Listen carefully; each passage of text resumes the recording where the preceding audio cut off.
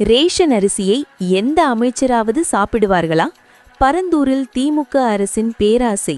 சீமான் பரபரப்பு பேட்டி. தாம்பரத்தில் செய்தியாளர்களை சந்தித்த நாம் தமிழர் கட்சி ஒருங்கிணைப்பாளர் சீமான் வழக்கமான தனது அதிரடி பாணியில் அரசு மற்றும் அரசியல் சூழல் குறித்து பல்வேறு விமர்சனங்களை முன்வைத்தார். ரேஷன் அரிசி தரம். அரசு இலவசமாக வழங்கும் ரேஷன் அரிசியை எந்த அமைச்சராவது சாப்பிடுவார்களா என அவர் கேள்வி எழுப்பினார். கடந்த 60 ஆண்டுகளாகியும் தலைநகர் சென்னையில் மழைநீர் வடிய உரிய ஏற்பாடுகளை செய்யவில்லை என குற்றம் சாட்டினார். இந்தியாவில் தனக்கு போட்டியாக எந்த ஒரு அரசியல் கட்சியும் இல்லை என்று அவர் திட்டவட்டமாக கூறினார். சுற்றுச்சூழல் அரசியல். இந்த பூமிக்காக அரசியல் பேசும் ஒரே தலைவன் நான் மட்டும்தான் என தன்னை அடையாளப்படுத்திக் கொண்டார். பரந்தூர் விவகாரம். பரந்தூரில் புதிய விமான நிலையம் கட்ட வேண்டும் என்பது அரசின் பேராசை என்று அவர் கடுமையாக சாடினார். மீனம்பாக்கம் விமான நிலையம் தேவையானது, ஆனால் பரந்தூரில் புதிய விமான நிலையம் அமைக்க துடிப்பது அரசின் பேராசை. தனக்கு இணையாக இந்தியாவில் எந்த ஒரு கட்சியும் இல்லை என்று குறிப்பிட்ட அவர், இந்த உலகிற்காகவும் பூமிக்காகவும் அரசியல் பேசும் ஒரே தலைவன் நான் தான் என்றார். மேலும் வறுமையும் அறியாமையும் தான் தற்போதைய அரசியல்வாதிகளின் முதலீடாக மாறிவிட்டதாக அவர் வேதனை தெரிவித்தார். அடர்த்தியான வறுமை அறியாமையை பெறுகிறது. வறுமையும் அறியாமையும் சேரும்போது மக்களுக்கு மறதி ஏற்படுகிறது. இதை பயன்படுத்தி கொண்டே அரசியல்வாதிகள் பிழைப்பு நடத்துகின்றனர். மேலும் அடிக்கடி கட்சி மாறுபவர்களை பார்த்து மக்கள் கேள்வி கேட்க தவறுவதே இதற்கு முக்கிய காரணம் என்று அவர் தனது பேட்டியில் குறிப்பிட்டார். அதான் புதிய ஆட்சிங்கிறது வார்த்தையில் என்ன கேட்கறது, ஆட்சி மாற்றம் அப்படிங்கிறது பொருள் என்ன, புதிய அப்படிங்கிறதுனுடைய விளக்கம் என்ன, புதிய ஆட்சி அப்படி என்ன புதிய ஆட்சி? அந்த ஆட்சியில் ஊழல் லஞ்சம் இருக்குமா இருக்காது? கொலை கொள்ளை பாலியல் வன்கொடுமை இருக்குமா இருக்காது?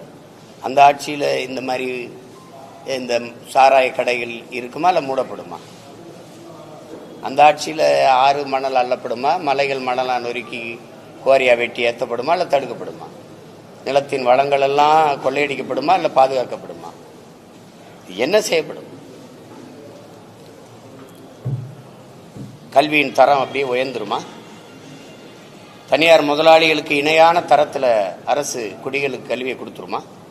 தனியார் மருத்துவமனை அப்போலோ ராமச்சந்திரா, எம்ஜி ராமச்சந்திரா அல்லது காவிரிக்கு இணையான மருத்துவத்தை தாத்தா பேரில் எம்ஜி இது ஓமந்தூரார் பேரில் இருக்க அரசு மருத்துவமனையில் தரத்தை உயர்த்திடுமா?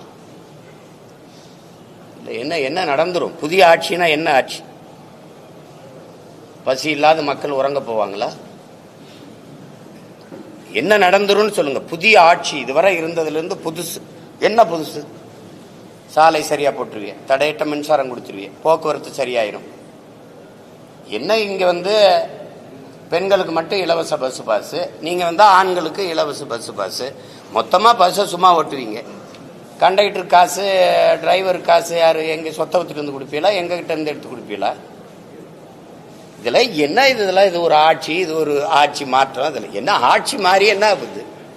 போன தடவை இவர் தான் இருந்தார் ஐயா, எடப்பாடி ஐயா. இப்ப இந்த தடவை இவர் இருக்கிறப்ப திருப்பி ஆளை மாத்தி மாத்தி உட்கார வைப்பீங்க. ஆட்சி முறை மாறுமா? ஊழல் லஞ்சமற்ற உண்மையும் நேர்மையான நிர்வாகம் வருமா? அதானே கேள்விங்க. பசி பஞ்சமில்லாத ஒரு நாடா இதை படைப்பீங்களா? பாலுக்கலாத குழந்தை, வேலைக்கு அலையாத இளைஞன், கல்விக்கு இயங்காத மாணவன், இதுதான் என் கனவு இந்தியானா அடிமை இந்தியாவில் இந்த முழக்கத்தை முன் வச்சான் பகத்சிங். விடுதலை பெற்று 80 ஆண்டுகள் தொற்றுச்சு. இன்னும் அந்த முழக்கம் அப்படியே தான் இருக்கு. 28 விழுக்காடு மக்கள் இரவு உணவு இல்லாம தூங்க போறாங்க. பல கோடிக்கணக்கான பச்சிளம் குழந்தைகள் பசியோடு படுக்கச்சில்லை. கொடுமையை துடைக்க வழி இல்லை. தாலிக்கு தங்கம் கொடுப்பாங்க, அதே குடிக்க வச்சு அதே தாலியை அவங்களே இருப்பாங்க. இதெல்லாம் ஒரு ஆட்சி முறை, இதெல்லாம் ஒரு ஆட்சி. போய்கிட்டே இருக்கும்போது பேருந்து சக்கரம் கலந்து ஓடும். இந்த பஸ் ஓசையா ஓடனா இல்லை காயிலாங்கலையில் போடக்கூடிய பழைய இரும்பையெல்லாம் பஸ்ன்னு கட்டி ஓட்டிக்கிட்டு பண்ற பாடு. ரேஷன் அரிசி போடுறீங்க இலவசம். எந்த அமைச்சர் வீட்டில் அதை வாங்கி சமைப்பீங்க? எந்த சட்டமன்ற உறுப்பினர், பாராளுமன்ற உறுப்பினர், அது மாமன்ற உறுப்பினர் வீட்டில் சமைப்பீங்க? தரம் இருக்க? ஒரே நெல் ஒரே அரிசி கடைக்கு விற்பனைக்கு போகும்போது தரமா இருக்கு. அதே நெல் அதே அரிசி மக்களுக்கு சேவைக்கு மக்கள் விநியோகத்துக்கு வரும்போது நாத்தம் அடிக்குது. இடையில என்ன நடக்குது? ஒரு மாறுதல் சொல்லுங்க. ஆட்சி மாறும்னே, புதிய அண்ணே, புத்தம் புதுசுனே. சாலையெல்லாம் சவக்குழியா இருக்கு, அருமையான சாலைகள், தடையற்ற மின்சாரம். ஐயோ, மழை நீர் அப்படி விழுந்தவொடனே எங்க விழுந்ததா இல்லையான்னு தெரியாது, உருண்டு ஓடிடும். அப்படியே சிங்கப்பூர் மாதிரி, அமெரிக்கா மாதிரி, அப்படியே மலேசியா மாதிரி அப்படி ஓடிடும். அப்படியே தான் இருக்கா. அந்நிய முதலீட கொண்டு வர எல்லா நாட்டுக்கும் புரியல, அங்கிருந்து கொஞ்சம் நிர்வாகத்தை கொண்டு வரக்கூடாதா? சிங்கப்பூர்லாம் இப்படித்தான் இருக்கா? இப்படித்தான் மலேசியா, இப்படிதான் மற்ற நாடுகள்லாம் எல்லாம் இருக்கா? வெள்ளத்துல மிதக்குதா? சாலையில நீர் தேங்குதா? 60 ஆண்டுகளா ஆண்டு தலைநகர்ல தண்ணி வடிஞ்சோட வாய்க்கால் வெட்டாத நீங்க என்ன ஆட்சி மாதிரி என்ன போகுது சொல்லுங்க தம்பி? வெள்ளத்துல மிதத்து விட்டு வெள்ள நிவாரணம் கொடுக்கறதல்ல ஆட்சி. வெள்ள நீர் வடிந்து வெள்ள நீர் தேங்கி மக்களை மிதக்க விடாம தடுக்கிறது இருக்கோ, வெள்ளம் வடிந்து ஓட எவ்வளவு மழை பெஞ்சாலும் போய் இந்த இடத்துல சேரும்டான்னு அதுக்கு வழி செய்யறதா ஆட்சி. அப்படி ஆட்சி வருமா? வருமா? அப்புறம் புதிய போடுறீங்க. ஆட்சி முறையில் மாற்றம் படத்தெல்லாம் தனித்தான் போட்டு வருங்க. மறுபடியும் சட்டமன்ற தேர்தலில் 4 முறை போட்டியில் கொடுக்கல, 3 முறை போட்டி தான் பெரும்பாலும் சொல்லிட்டு வராங்க. இதுக்கு என்ன காரணமா சொன்னீங்க? உங்களை சேர்க்க மாட்டாங்க போட்டியில் இல்ல, அவங்க ஒரே கொள்கையில் இருக்கிற கூட்டத்துக்கு போட்டி. எனக்கு யாருமே போட்டி இல்லையே. உலகத்துல ஒரு போட்டி சொல்லுங்க, இல்லை இந்திய துணைக்கண்டத்தில் ஒரு போட்டி சொல்லுங்க. என் கோட்பாட்டுக்கு சொல்லுங்க. சாமிக்கு பேசுவிய, வாழுகிற பூமிக்கு பேசுற ஒரு கட்சி சொல்லுங்க. நான் மலையை பேசுனா, மரத்தை பேசுனா, கடலை பேசுனா, மணலை பேசுனா, தண்ணீரை பேசுனா சிரிக்கிறீங்க. இதெல்லாம் இல்லாம நீங்க வாழ முடியும்னு நினைக்கிறீங்களா? உங்களுக்கு படிப்பறிவு எதுக்கு? உங்களுக்கு எல்லாம் எதுக்கு பள்ளி கல்வி? என்ன அறிவியல்னு ஒரு பாடம் படிக்கிறீங்க, புவியியல்னு ஒரு பாடம் படிக்கிறீங்க, எதுக்கு படிக்கிறீங்க? மனிதர்கள் இல்லாமல் மரங்கள் வாழ்ந்துடும், பறவை பட்சிகள் வாழ்ந்துடும். ஆனா அது இல்லாம நீங்க வாழ முடியுமா? இப்ப இந்த அடிப்படை தெரியாத நீ எப்படி? இயற்கையின் பரிணாமத்தில் கடைசியா வந்த சமூக விலங்கு இந்த மனிதன். இத்தனை விலங்குகள் இருக்கு, இத்தனை உயிரினம் இருக்கு, ஏதாவது இயற்கைக்கு பேரிடர் இருக்கா? இந்த மனுஷ பயலால தான். காரணம் இந்த பேராசை. மீனம்பாக்கத்துல விண்ணூர்தி நிலையம் இருக்கிறது தேவை. 5000 ஏக்கர்ல பரந்தூர்ல கட்ட போகும்போது பேராசை, முதலாளிகளின் லாப தேவை. ஏற்கனவே என் தாத்தங்க பேர்ல 2 துறைமுகம் இருக்கு. ஒன்னு தாத்தா காமராஜ் பேர்ல, இன்னொரு என் பாட்டை வஉசி பேர்ல. அது போதும். 6111 ஏக்கர்ல துறைமுகம் கட்ட போறேங்கிறது தேவையில்லை, பேராசை. கோயம்பேடு பேருந்து நிலையமே எனக்கு போதும். யாரும் நாங்களுக்கு வசதி இல்லைன்னு வீதியில் நின்று போராடல, பேருந்தை மறிச்சு போராடலை என் மக்கள். அப்புறம் 410 கோடிக்கு கிளாம்பாக்கத்துக்கு எதுக்கு தூக்கிட்டு போனேன்? எதுக்கு தூக்கிட்டு போனேன்? பேராசை, கமிஷன். ஏதாவது வேற ஏதாவது காரணம் இருக்கா? சொல்லுங்க. 2050 அப்படி வரும். 50 ஆண்டு கழிச்சு பறந்து போறவங்களுக்கு வசதி செய்யறிய விண்ணூர்தி. பசியோடு இருக்கவனை பத்தி கொஞ்சம் யோசிச்சு. அதாவது பறந்து போறவனை பத்தி கவலைப்படுற. 8 வழிச்சாலை எதுக்கு? வேகமா சென்னைக்கு போய் என்ன பார்ப்ப? சினிமா பார்ப்ப, இல்ல சீரியல் பார்ப்ப, இல்ல சிந்திச்சு எதுவும் படைக்க போறிய? என்ன பண்ண போற?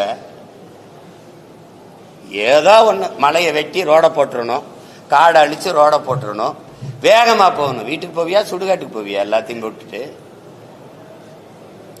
அதுல அவங்க தெளிவாக தான் சொல்றாங்க, எனக்கு யாரும் போட்டி இல்லை. எனக்கு போட்டி இருக்கா? என் கருத்துக்கு போட்டி இருக்கா? ஒருத்தர் இருமொழி கொள்கைம்பாரு, ஒருத்தருக்கு கொள்கைனாவே என்னன்னு தெரியாது. நான் ஒரே மொழி கொள்கை தமிழ், என் உயிர் மொழி கொள்கை தமிழ்ங்க. எம்மொழியும் கற்போம் நாங்கள் வாழ, எங்கள் மொழி தமிழில் கற்போம் எங்கள் இனம் வாழ. இந்த கோட்பாடு யாராவது சொல்லுவாங்களா? அவர்கள் திராவிடர்கள் என்கிறார்கள், நாங்கள் தமிழர்கள் என்கிறோம். அப்ப அவர்களுக்குள்ளதான் போட்டி. அவர்கள் ஊழல் லஞ்சம்ங்கிறாங்க, நாங்க உண்மை நேர்மைங்கிறோம். அவர்கள் வாக்குக்கு காசு கொடுக்கறாங்க,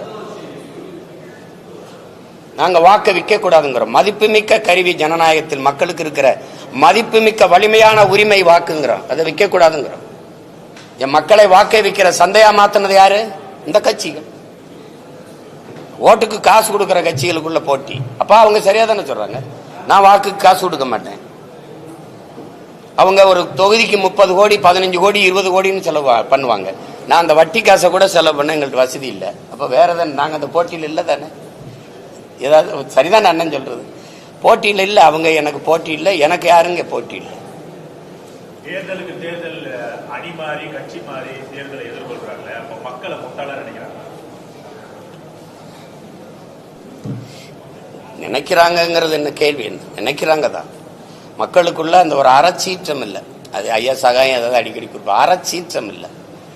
ஒரு சினந்து எழுதுறாங்க, அது கொஞ்ச நேரம் இருக்குது. அப்ப இந்த தேர்தல் நேரத்தில் அப்படி தனியுது, அது தனிஞ்சிருது, ஒரு சின்ன சமரசம் ஆயிடுது, சகிப்புத்தன்மை வந்துருது. அவங்களுக்கு தெரியாத அந்த தொடர் சகிப்புத்தன்மை தான் அடிமை பிறக்கிறான்னு தெரியல. அடிமை உணர்வு எங்க பிறக்குது? அநீதியை கண்டு அச்சம் கொள்ளாமல் துணிந்து எதிர்ப்பவன் எவனோ அவனே உண்மையான ஜிகாத்துங்கிறாங்க, புனிதமான போராளிங்கிறாங்க நபிகள். ஆனா இங்க அப்படி இல்லையே. அநீதியை கண்டு அச்சம் கொண்டு எதிர்த்து நிற்க துணிவில்லாமல் சமரசம் சகித்துக் கொள்ளுகிறாங்க. அது தொடர்ச்சியா சகித்துக் கொள்ளும் போது அடிமை மனநிலை வந்துடுது. அதாங்க நடக்குது. என் மக்களுக்கு ஒண்ணு இருக்கு, என் அன்பு உடன் பிறந்தார்களே, என் பேரன்பு மிக்க பெற்றோர்களே, என் மக்கள்கிட்ட ஒண்ணு இருக்கு, அடர்த்தியான வறுமை இருக்கு, ஏழ்மை இருக்கு. அது ஒரு குழந்தைய பெறுது, அது அறியாமைன்னு ஒரு குழந்தைய பெறுது. இந்த அறியாமையும் இந்த வறுமையும் சேர்ந்து ஒரு பிள்ளைய பெறுது, அதுக்கு பேர் மறதின்னு பேரு. இந்த மூணும் சேர்ந்து இந்த அரசியல் தலைமைகளுக்கு முதலீடா மாறி இருக்கு. நேத்து இங்க இருந்த இவனை திட்டி பேசுன, இன்னைக்கு மானங்கட்டு போய் இங்க இருக்க, அப்புறம் இவனை திட்டி பேசுற, என்னதாண்டா அவன் கொள்கை கோட்பாடு அப்படின்னு இல்லையே. இந்த மாறி மாறி போறவங்களுக்கு ஒரே கோட்பாடு தானே, சீட்டு அதிகமா இருக்கணும், நோட்டு அதிகமா இருக்கணும், அங்க போவோம்ங்கிறது ஒரு கொள்கை. கொள்கைனா கொள்கை, கொள்ளு மரபு, கொள்கை கொள்கை தானே. வேற என்ன கொள்கை இருக்கு? வேற என்ன கொள்கை இருக்கு? திமுகங்கிறீங்க, திமுகவும் அதிமுகவும் வெவ்வேறு கட்சின்னு யாராவது சொல்லுங்க. அது ரெண்டு வெவ்வேறு கட்சினா வேற சித்தாந்தம் கொண்டது. பாரதிய ஜனதா காங்கிரஸ் வெவ்வேறு கட்சி, வெவ்வேறு சித்தாந்தங்கள், வெவ்வேறு கோட்பாடு, வெவ்வேறு தத்துவத்தை கொண்ட கட்சி. யாராவது சொல்லுங்க. ஒரே ஒரு கருத்துல இந்த இடத்துல காங்கிரஸ் பிஜேபி இருந்து மாறுபடுது ஒண்ணு, இல்ல அதிமுக திமுக இந்த இடத்துல மாறுபடுது ஒண்ணு. இப்ப ஆட்சியில் இருக்கிற திமுகவில், இப்ப இருக்கிற ஆட்சியில் இருக்கிற திமுகவில் 10க்கு மேற்பட்டவர்கள் அதிமுக அமைச்சர்கள். ஆமாவா இல்லையா? ஆமாவா இல்லையா? ஐயா சேகர் பாபு, ஐயா கண்ணப்பன், ஐயா ரகுபதி, ஐயா முத்துச்சாமி, தம்பி செந்தில் பாலாஜி, ஐயா ஏவா வேலு, வேற நேர் விட்டுனா ஐயா கே எஸ்.எஸ்.ஆர். சொல்லுங்க, முதன்மையான அந்த அமைச்சர்கள் எங்க இருந்தாங்க? இங்க இருந்தாங்க அதிமுக. இப்ப இங்க இருக்காங்க. நாளைக்கு இங்க இது வரும்னா இங்க வருவாங்க. இது கேட்டா இது தாய் கழகத்துக்கு வர்றது, இது போட்டா சேய் கழகத்துக்கு வர்றது. அப்போ இது சொர்ணாக்கா, திமுக ஒரு சொர்ணாக்கா, அப்புறம் இங்க இருந்து வருது ஒரு வர்ணாக்கா வருது, அப்புறம் இங்க வசதி இல்லை, அப்புறம் சொர்ணாக்கா டைப் வருது. உங்களுக்கு புரியுதுன்னு இருக்கு. தாயை போல் பிள்ளை, நூலை போல் சேலை. தாய் கொடுமைக்காரியா இருந்தா பிள்ளை அப்படியே கோகில வாணியா பிறந்துருமா என்ன? இது கொடுமை. இது ஒரு ஏமாத்தி இந்த ஜனத்தை நாங்கள் ஆட்சியை மாத்திரம், அதை தூக்கி எரியணும். எங்க எறிவ? யார வச்சு எறிவ? தீமைக்கு மாற்றப்படி தீமை. நபிகளாற்ற போய் கேட்கிறாங்க, இந்த தீமையை எப்படி ஒழிப்பீர்கள் நபிகளே? நன்மையை வச்சு தாங்க. நன்மை எங்க? யாரு நன்மை? நெருப்புக்கு எப்படி நெருப்பு எப்படி மாற்றாகும்? நெருப்பை வச்சு எப்படி அணைப்ப? ஒரு தண்ணீர் வேணது யாரு? திமுகவுக்கு மாற்ற அதிமுக. எந்த வழியில் எப்படி? ஒரே ஒரு இடத்துல வந்தா டாஸ்மார்க்க மூடிடுவாருன்னு சொல்லு. ₹1 கமிஷன் வாங்க. பணி அமர்வா, பணியிட மாற்றமா, பணி உயர்வா, 5 பைசா வாங்க மாட்டார். ஒண்ணு யாராவது அவர் வந்தா மலையை காப்பார், காட்டை காப்பார், நீர்வளம் ஏரி எல்லாம் பாதுகாக்கப்படும். அப்படி இருக்கும். ஏதாவது ஒரு மாறுதல் சொல்லுங்க. அதிகபட்ச வளர்ச்சி இந்த நாடு கட்டமைக்கிற வளர்ச்சி கடன் வளர்ச்சி. 5 லட்சம் கோடியில் விட்டு போய் 10 லட்சம் கோடி கடன் வளர்ச்சி. வேற எது வளர்ச்சி இருக்கு தம்பி? நீங்க சொல்லுங்க. எல்லாம் படிச்ச பிள்ளைங்க தானே, ஒண்ணு சொல்லுங்க. என்ன வளர்ச்சி இருக்கு? சும்மா பேசிக்கிறலாம். கூட்டணி வச்சு கூடி கொள்ளையடிச்சா சரியாயிருமா? எந்த அடிப்படையில் அணி சேருறீங்க? எந்த அடிப்படையில்? இது என்ன அரசியல்? தேர்தல் வந்தவொடனே யார் எங்க போறது, அவர்கள்ட்ட எவ்வளவு பேசுறது, இவள்கிட்ட இது கேவலம். இதெல்லாம் இந்த பேரம் பேசுறது பொலிட்டிக்கல் ரெவல்யூஷன் அப்படின்னு தான் வருது. எல்லாம் அரசியல் மாறுதல், அரசியல் புரட்சி அப்படின்னு தான் வர்றாங்க. அப்புறம் அது அரசியல் பிசினஸ் ஆகுது, பொலிட்டிக்கல் பிசினஸ் ஆகுது. கடைசியா எங்க வருது? கொச்சையா சொன்னது கடைசியா அப்படியே இருக்கு. எவன் அதிக காசு கொடுக்குறானோ அவன்கிட்ட போறது, எவன் அதிக இடம் கொடுக்குறானோ அவன்கிட்ட போறதுன்னா அதுக்கு பேரனன்னு நீங்களே முடிவு பண்ணிக்க. இது எங்க போய் நிறுத்துது? அதனாலதான் நாங்க தமிழ் இன பிள்ளைகள் தன்மான போர் நடத்துறோம், இனமான மீட்சிக்கு போர் நடத்துறோம். வெற்றியை தோல்வியை சமமா கருதுறவன் தான் வீரன். வெற்றி அடைஞ்சா இருப்பேன், தோல்வி அடைஞ்சா போயிருவேங்கிறது கோழை. நாங்கள் பிறவி வீரர்கள். எங்களுக்கு தெரியாத 3 எழுத்து பயம். எங்களுக்கு எங்கள் பரம்பரைக்கே தெரிஞ்ச 3 எழுத்து வீரம். அதனால சண்டை செய்யறோம். எத்தனை ஆயிரம் பேர் வந்தாலும் எதிர்த்து நிற்போம், ஆனால் யாரையும் எதிர்பார்த்து நிற்க மாட்டோம். இது எங்கள் பரம்பரை பழக்கம். அதனால போய் அவரோட கூட்டணி சேரு, இவரோட சேர்ந்து என்ன செய்யலாம்னு சொல்லு.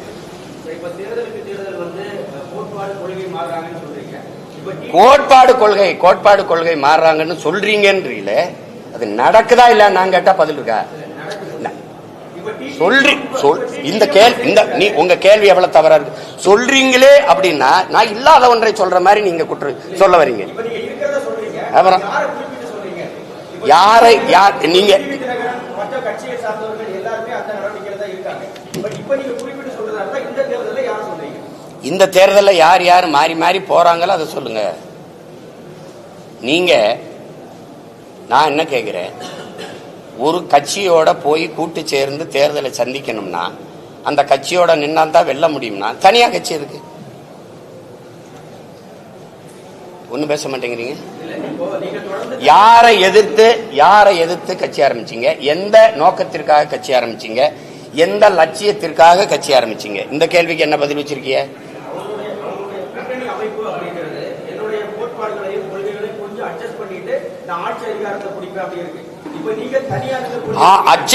அட்ஜஸ்ட் பண்ணி நீங்க அட்ஜஸ்ட் பண்ணுங்க, ஆட்சி அதிகாரத்தை பிடிங்க.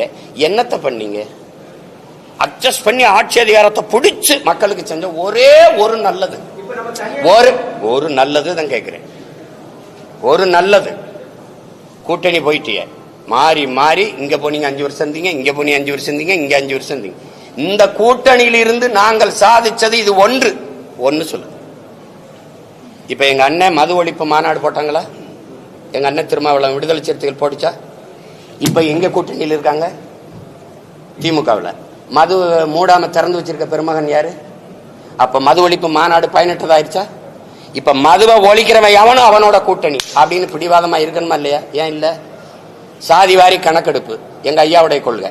சாதிவாரி கணக்கெடுப்பு எடுத்து எவன் சமூக நீதியை நிலைநாட்டுறானோ அவனுக்கு தாண்டா கூட்டணி அப்படின்னு ஏன் இல்ல? அப்போ நீங்க என்ன கோரிக்கை முன்வைக்கிறீங்களோ அதை நிறைவேற்றாதவன் கூடவே போய் வலிமையை சத்தா எப்படி? வலிமையை சத்தா எப்படி அது நிறைவேற்றப்படும்? என்ன பேசினாலும் கிடைச்சா இங்கதான் வருவாங்கன்னா இது எப்படி இந்த கோரிக்கையை ஏற்று எப்படி இந்த கொள்கையை நிறைவேற்றுவாங்க அவங்க?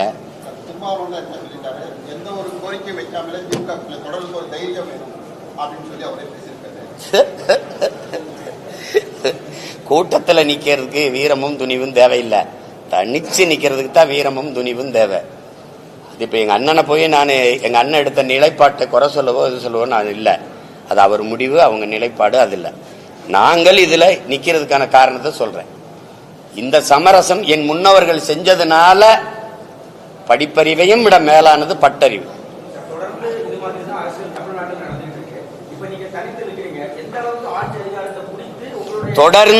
தொடர்ந்து இதுதான் நடக்குதுன்னு நீங்க தம்பி சொல்றீங்க. தொடர்ந்து நடக்குது என்பதற்காக ஏற்கனம்னு இருக்கா, இல்ல அதை மாற்றணும்னு இருக்கா? தனியா நின்று மாற்றமா இல்லையான்னு பாருங்க. 1.1 4.5 லட்சம் வாக்கு வாங்கின ஒரு அரசியல் கட்சி இந்திய பெருநிலத்தில் வாழ்ந்ததாக சரித்திரம் சொல்லுங்க, வளர்ந்ததாக சரித்திரம் சொல்லுங்க. 1.1 விழுக்காட்டுல இருந்து 8.22 8.5 விழுக்காட்டுக்கு உயருது அப்படின்னா வாக்குக்கு காசு கொடுக்காம சின்ன சின்ன பிள்ளைகள் இந்த மகளெல்லாம் வேட்பாளராக நிறுத்துறதுக்கு அறிவிச்சேன், வயசு வரல, 24 வயசு தான் வருது. அப்ப அந்த மாதிரி சின்ன சின்ன பிள்ளைகள், அறிமுகம் இல்லாத பிள்ளைகள், அவர்களை நிறுத்தி எளிய பின்புலத்திலிருந்து வர பிள்ளைகள் வாக்குக்கு காசு கொடுக்காமல் மக்களின் நன்மதிப்பை பெற்று 36 லட்சம் வாக்கை தொட்டு 3வது பெரிய கட்சியா அங்கீகரிக்கப்பட்ட ஒரு மாநில கட்சியா உயர முடியுதுன்னா இது வளர்ச்சியா இல்லையா? இது வெற்றி அங்கீகாரமா இல்லையா? இது வெற்றியா இல்லையா? நீங்க வெறும் தேர்தல் வெற்றி தான் வெற்றினீங்கன்னா கஷ்டம். தேர்தல் வெற்றினா கஷ்டம்.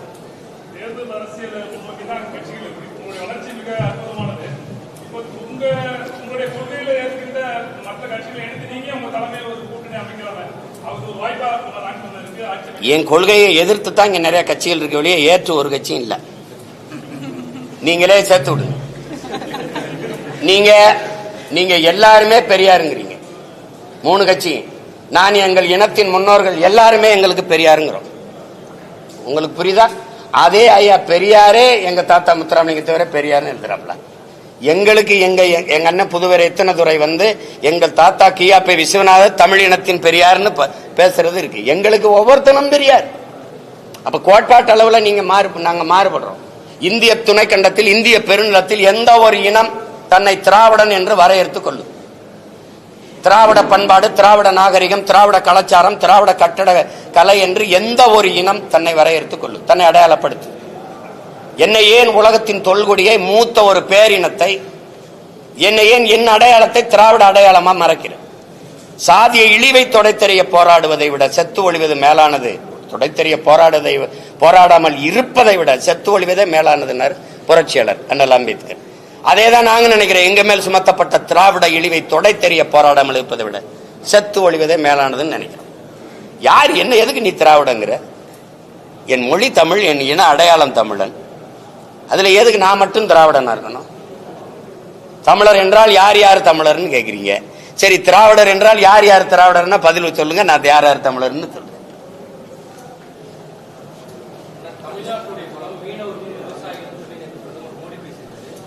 இல்ல அவரு தம்பி கேட்டதுக்கு சொல்லிடுறேன். ஒரு கத்தரிக்காயை நீங்க விளைய வைக்கணும்னா அதுக்கு எவ்வளவு காலம் கொடுக்குறீங்க? ஒரு தக்காளியை விளைய வைக்க எவ்வளவு காலம் கொடுக்குறீங்க? விதையை போட்டு வீட்டுக்கு வந்தவொடனே தக்காளி பூத்து காய்ச்சிருக்காது இல்ல, ஒரு குறைஞ்சது 60 நாள் காத்திருக்கீங்க இல்ல. அப்ப அந்த 60 நாள் கூட காத்திருக்க முடியாத பலனை அனுபவிக்க முடியாது. அப்ப நீங்க ஒரு மாறுதலை விரும்புகிறவன் கொஞ்சம் காலங்களை இதுக்கு விலை கொடுத்து தான் தீரணும். ஏற்கனவே கட்டமைக்கப்பட்ட ஒரு கோட்பாட்டை தகர்த்து புதிய ஒரு கோட்பாட்டை உருவாக்க நினைக்கிறவன் கொஞ்சம் விலை கொடுக்கணும். உடனே மாறிடும் அப்படின்னா அது இந்த மாற்றத்துக்கு மதிப்பு இருக்குது. உங்களுக்கு புரியுதுன்னு நினைக்கிறேன். மாறுதல் என்பது ஒரு மகத்தானது, அது எல்லாருக்கும் விருப்பமா இருக்கு. ஆனா அது கொஞ்சம் காலம் எடுத்துறது. அந்த காலம் வரை சகித்துக் கொள்கிற மனநிலையில என் மக்கள் இல்லை. அதனால என்ன ஆயிருதுன்னா இருக்கிறதுல இருக்கிறத வச்சு ஏதோ பண்ணிரோம்பா, நடந்தா நல்லதுதான், ஆனா நடக்கணுமே இப்படின்னு ஒரு சகிப்புத்தன்மை இருக்கு. அதையும் சேர்த்து மாற்றணும். அது கொஞ்சம் காலம் எடுக்கும். நான் இல்லைன்னா என் மக வெல்றா, நான் வெல்லலைன்னா என் மக வெண்டுட்டு போறா, என் மக வெல்லலைன்னா அவ புள்ள வெண்டுட்டு போறான். ஆனால் எங்க ஐயா சொல்வார்ல, தேவர மகன்ல, நான் ஒரு மரம் வைக்கிறப்போ ஆனா அதுல பழம் யாரு சாப்பிடுவா? சாப்பிட நான் இருக்க மாட்டேன், உன் மயன் சாப்பிடுவான், அப்புறம் அவன் புள்ள சாப்பிடுவா. விதை நான் போட்டது. இப்ப இந்த விதை யார் போட்டது? எனக்கு என் முன்னவன் போட்டான். இப்ப நான் தண்ணி ஊத்தி வளர்க்கிறேன். இந்த மரத்தை என் பிள்ளை எப்படின்னு சாப்பிடுறது என்ன இருக்கு? ஒரு தன்மானத்தோட நிக்கிறேன் பாருங்க ஒரு தமிழன். அங்க போனேன், 10 சீட்டு கை கட்டினேன், இவன் கூப்பிட்டா போனேன். எங்கேயும் நாங்க நினைச்சதை இப்ப இவ்வளவு நேரம் பேசிருக்கேன்ல, இவ்வளவு நேரம் உங்களை சந்திச்சு ஒரு தலைவரை பேச சொல்லுவோம்.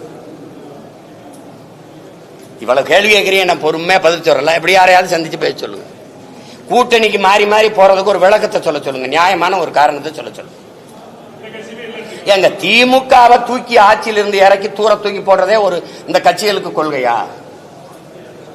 மக்களின் நலன் சார்ந்து நல்ல ஆட்சியை கொடுக்கணும், மக்களுக்கு செய்யணும். கட்சி அரசியல், தேர்தல் அரசியலை கடந்து மக்கள் அரசியல் கொண்டு போகணும். விளம்பரம், செய்தி அரசியலை கடந்து சேவை அரசியல், செயல் அரசியல் கொண்டு போகணும். என் மக்களுக்கு அப்படி செய்யணும். அதுதான் இருக்க முடியும்.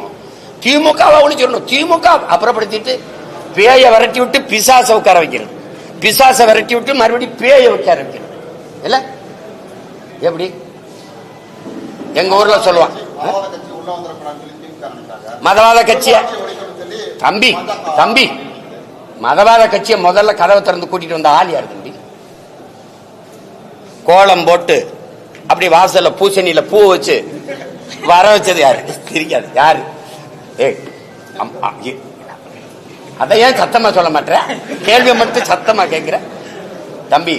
கால் உண்ட விட மாட்டோம். அவன் ஏன் ராசா கால் உண்டான்? ஏன் தோல்ல தூக்கிட்டு வரிய ராஜா? அவன் கால் உண்டான். இந்த பிஜேபி எதிர்ப்பு, திராவிட இந்த திமுகவோட பிஜேபி எதிர்ப்பு, இந்த ஆரிய எதிர்ப்பு, எங்களை எல்லாம் ஆரிய அறிவரடி இது சொறியறது, இதெல்லாம் இவங்க பேசிட்டு இருப்பாங்க காலங்காலமா. நீ பங்காளி, பங்காளி, நாங்க தான் பகையாளி. இந்த ஐயா பாக்கியராஜ் சின்ன வீடுன்னு ஒரு படம் எடுத்திருக்காப்ல, அந்த படத்தை நீங்க சுவரொட்டியை பாருங்க, இப்ப கூட தட்டி பாருங்க. அந்த அம்மாவை, அந்த கல்பனாவை இப்படி கட்டி பிடிச்சுக்கிறாப்ல, இப்படி இந்த அம்மாவை இந்த பக்கம் பார்க்க விட மாட்டாப்ல, இப்படி கட்டி பிடிச்சிட்டு இந்த பக்கம் சின்ன விட ஒரு வப்பாட்டியா ஒரு அம்மா வச்சிருப்பாப்ல, அந்த அம்மாவுக்கு பூவை கொடுத்துருப்பாப்ல. இதுக்கு பேர் என்ன தெரியுங்களா? திராவிடத்தின் ஆரிய எதிர்ப்பு. பிஜேபியை நுழைவிடாம இருக்கிறது. இங்க வந்து எங்களை அப்படி மறைச்சு முகத்தங்கிட்டு பார்க்க விடாம, ஏய் பிஜேபி உள்ள வந்துரும், ஏய் ஆர்எஸ்எஸ், ஏய் பிஜேபி, ஏய் பிஜேபி பி டீம் கி டீம், இங்க சைட்ல புகுத்து இப்படி கேவலம். இத போய் பேச்சு. நீங்க ராஜ்நாத் சிங் ஐயா வந்து ஒய்எம்சிஏ மைதானத்தில் ஐயா கருணாநிதி அவர்கள் பணத்தை வெளியிடும் போது 5 ஆண்டு கால பாரதிய ஜனதா ஆட்சியை நிலைக்க வச்சு நாடெங்கிலும் பாரதிய ஜனதா வேலுன்றதுக்கு பரவுவதற்கு காரணமா இருந்த பெருந்தகைன்னு சொன்னாரா? இல்லை. காணொலி உங்களுக்கு அனுப்பிட்டா நீங்க போடுறீங்களா? இல்ல, நீங்க எல்லாம் ஒளிபரப்புனீங்களே. ஏதோ சும்மா சொல்லிக்கிட்டு இருப்பாங்க தம்பி, உள்ள வந்துரும் உள்ள வந்துரும். உள்ள எங்கிட்டு வரும்? நீங்க ஒரு பேச்சு, நீங்க ஈவேராவை எதிர்த்தால் ஆரி அந்த பிஜேபி மதவாத கும்பலுக்கு வாய்ப்பு, அது வளர்ந்து வரும். எப்படி வளரும்? இந்த செடிக்கு தண்ணி ஊத்துனா இந்த செடி தான் வளரணும்னு சொல்லணும். இந்த செடிக்கு நீங்க தண்ணி ஊத்துங்க, இந்த செடி வளர்ந்துடும். சீமானுக்கு போட்டா பிஜேபி வந்துடும். டேய், எனக்கு போட்டா நான் தாண்டா வருவேன். இந்த அடிப்படை அறிவு கூட இல்ல. நம்ம வீட்டுல சுவிட்ச் போட்டா அந்த வீட்டுல எரியுங்கிறது.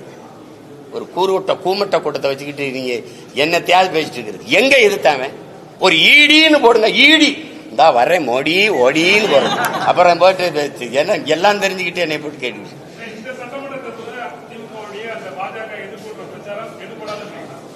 எடுபடாது. அது ஒரு வெற்றி ஏமாற்று. இஸ்லாமிய கிறிஸ்தவ மக்களை அச்சுறுத்தி பயங்காட்டி அந்த வாக்கை குவிக்கிறது. ஏன்னா அது 15 விழுக்காட்டுல தான் அந்த மஞ்சள் குளிச்சுட்டே இருக்கு.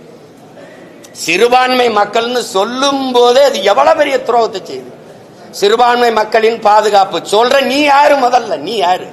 நீ மொழி சிறுபான்மை. நீ ஒரு இன பெரும்பான்மையை போய் மத சிறுபான்மைன்னு சொல்லி அவனை மிரட்டுற. சிறுபான்மை மக்களின் பாதுகாப்புன்னு சொல்லும் போதே என் மக்களை நீ அச்சுறுத்துற. அந்த வார்த்தையில என்ன பாதுகாப்பு? என் வீட்டுக்கு தனியா போலீஸ் பரிசு போடுவியா? இல்ல வாட்ச்மேனா நின்று பாதுகாப்பியா? யார் நீ? முதல்ல ஒரு ஒட்டுமொத்த நாட்டு மக்களின் பாதுகாப்புன்னு பேசுறவன் தான் தலைவன். அங்கதான் இந்து, இஸ்லாம், கிறிஸ்தவன், பௌத்தன் எல்லாருக்குமான பாதுகாப்பு இருக்கு. அதுல என்ன ஸ்பெஷல் போர்ஸ் போடுவியா? கிறிஸ்தவ இஸ்லாமியனுக்கு பாதுகாப்பு, சிறுபான்மை பாதுகாப்பு. நீ யாரா? முதல்ல நீ யாரா? Who are you? நீ யாரு? நீ பெரும்பான்மை. எப்படி பெரும்பான்மை? எப்படி பெரும்பான்மை? மதம். உலகத்துல எங்கடா மதம் ஜாதியை வச்சு மனிதனை கணக்கிட்டு இருக்கான்? மடப்பல மொழி இனமா தாண்டா உலகம் புறா கணக்கிடுவான். அப்ப நாங்க பெருத்த தேசியனத்தின் மக்கள். என் மொழி தமிழ், என் குடி தமிழ். நான் ஏற்றிருக்கிற சமயம் மார்க்கம். என் சமயம் இந்த கிறிஸ்தவம், என் மார்க்கம் இஸ்லாம், என் சமயம் இன்னைக்கு இந்துன்னு இருக்குது. அன்னைக்கு நான் சைவனா இருந்தேன், வைணவனா இருந்தேன், இன்னைக்கு சமணனா இருந்தேன், சீக்கியனா இருந்தேன், பௌத்தனா இருந்தேன், இப்ப இந்துன்னு வருது. அஸ்பர்லா இந்துன்னு வருது. அப்ப நான் அப்படித்தான் நீங்க இது பண்ணணுமே ஒழிய இங்க ஒரு நாட்டு குடிகளை நீங்க சிறுபான்மை எப்படி பாதுகாப்பு? எங்க வச்சு பாதுகாப்பு? என் வீட்டு வாசல வேல்கம்பு வெட்டர் வாளோட நிப்பி அப்படியே பாதுகாக்க? சரி, உங்களை என் மக்கள் ஓட்டு போட்டு 60 வருஷமா பாதுகாத்து வச்சிருக்கான பதவியில உட்கார வச்சு நீ எங்களை பாதுகாக்கிற. ஒரு பீத்தல், ஒரு பைத்தியக்காரத்தனமா அந்த பிதற்றல். எங்க கூட்டமும் நம்பி போய் இது இதை பாதுகாக்குதுன்னு ஓட்ட போட்டு அவன் அந்த பதவியில் உட்காந்துட்டு தன்னையும் தன் குடும்பத்தையும் தன் சகாக்களையும் வச்சுக்கிட்டு சொத்தை பாதுகாத்துட்டு வசதியா உட்காந்துருக்கான். வேற என்ன பாதுகாப்பு? இதுல பிஜேபி வந்துடும். பிஜேபி ஒரு ஆண் மகனா சொல்றா, வீர மகனா சொல்றா, நான் இருக்கிற வராது, என்னை தாண்டிதான் அந்த கோட்டை அவன் தொடணும் அப்படி சொல்லு. வந்துடும் பிஜேபின்னு சொல்றதுக்கு ஒரு தலைவன், ஒரு கட்சி, அது ஒரு ஆட்சி. மானங்கள் சொல்லணும்ல, வர விட மாட்டேன். என் மக்கள் தைரியமா இருங்க, வராது. பாரதிய ஜனதாவோ அந்த கட்சிகளோ இந்த நாட்டுக்கு மக்களுக்கும் செய்ய வேண்டிய நன்மை ஒண்ணும் இல்லை. ஏன்னா நாங்க அதை செஞ்சிருவோம். அப்படி சொல்லு, அப்படி சொல்லு. பாரதிய ஜனதா வந்துடும், காங்கிரஸ் வரலாமா? காங்கிரசுக்கும் பாரதிய ஜனதாவுக்கும் எந்த இடத்தில் கொள்கை மாற்றத்தை இந்த திராவிட திருவாளர்கள் பெரியவர்கள் எந்த இடத்தில் வளர்க்குவீங்க? காங்கிரஸ் தலைவர்களை சொல்லுங்க. பிஜேபி இந்த இடத்துல நாங்க மாறுபடுறோம். இது மதவாதமா? பாரதிய ஜனதா இடிச்சது, RSS இடிச்சது மசூதியை இடிக்க அனுமதித்தவன் எவன்? தம்பி, நான் கேட்கிறேன். நான் இந்த இலங்கை தூதரகத்தை முற்றுகையிட்டு போராட போறேன். 1 கிலோமீட்டருக்கு அங்கேயே நீ தடுப்பணை போட்டு பேரிகார்டை போட்டு நீங்க போராடிட்டு போன்னு சொல்றீங்களா இல்லையா? ஆளுநர் மாளிகை முற்றுகை எங்க தடுப்பீங்க? 1.5 கிலோமீட்டர் 2 கிலோமீட்டர் முன்னாடி தடுப்பீங்களா இல்லையா? அப்ப எப்படி கரசபை மசூதி ஏறி இடிக்கும்னு தெரியாம எப்படி உளவுத்துறை என்ன பண்ண? ஒரு ஆண்டு என்ன பண்ணுச்சு? அப்ப 3 கிலோமீட்டருக்கு அங்க தடுத்து நிறுத்தாம என்ன பண்ண? அனுமதிச்ச. அண்ணல் அம்பேத்கர் தினத்தை நீ உலக நாட்டின் கருப்பு தினமா மாத்தணும்.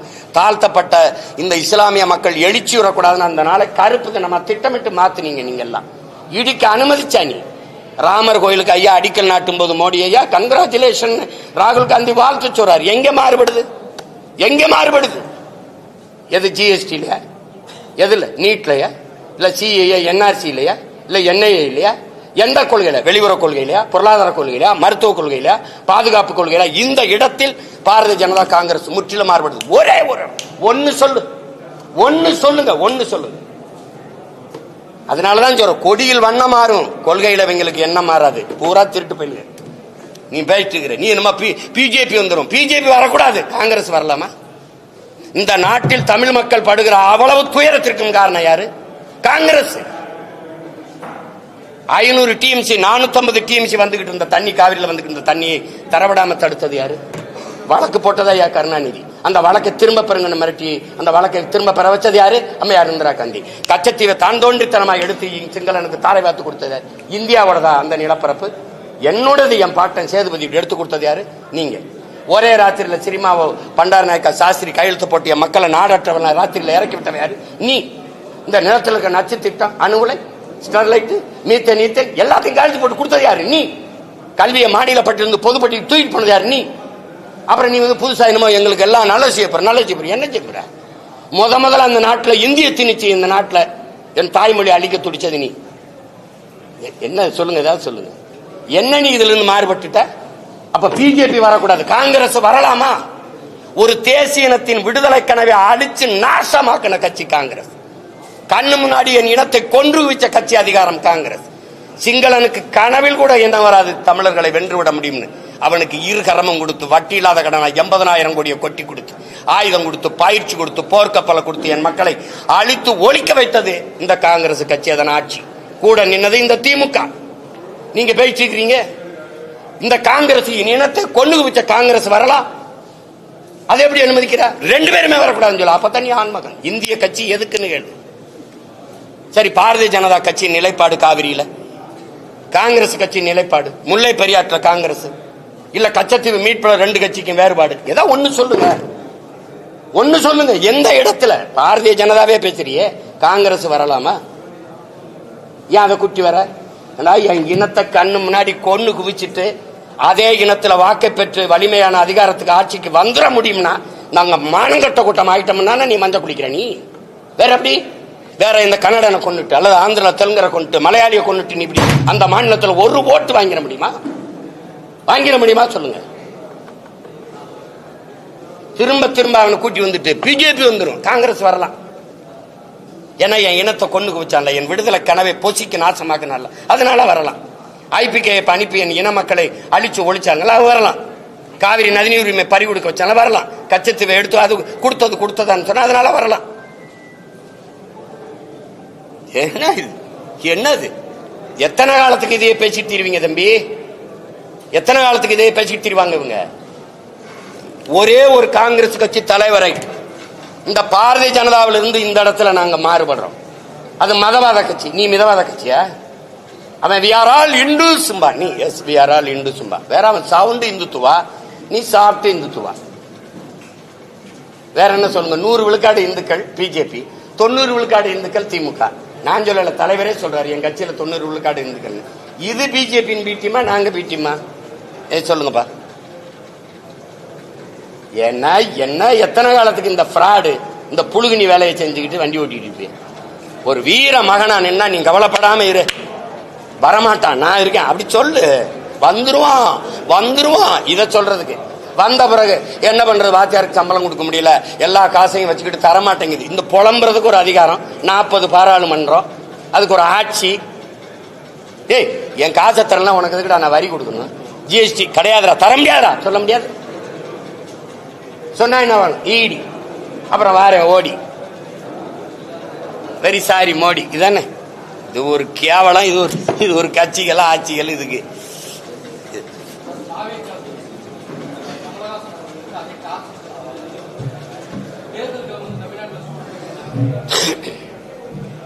சூடு எங்க பிடிக்குது? நேற்று கூட மழை தான் பெஞ்சிருக்கு. எங்க சூடு பிடிக்குது? இன்னும் ஒரு மாசம் இருக்குல்ல. கேட்டது சீமான் இல்ல, சீமான்னா கேட்ட சின்னம் கொடுக்க கூடாது. அது கொடுத்த சின்னத்தை திருப்பி அடுத்த தேர்தலுக்கு வைக்க கூடாது. அந்த சின்னத்தை கொண்டு போயிட்டானா போய் சேர்ந்துருச்சா தூக்கிடு. அதானே? அது கேட்ட சின்ன தம்பிக்கு கிடைச்சிருக்குன்னா அதுக்கு என்னுடைய வாழ்த்துக்கள். வேற ஏதாவது கேள்வியே இல்லை. அப்ப ரொம்ப நன்றி.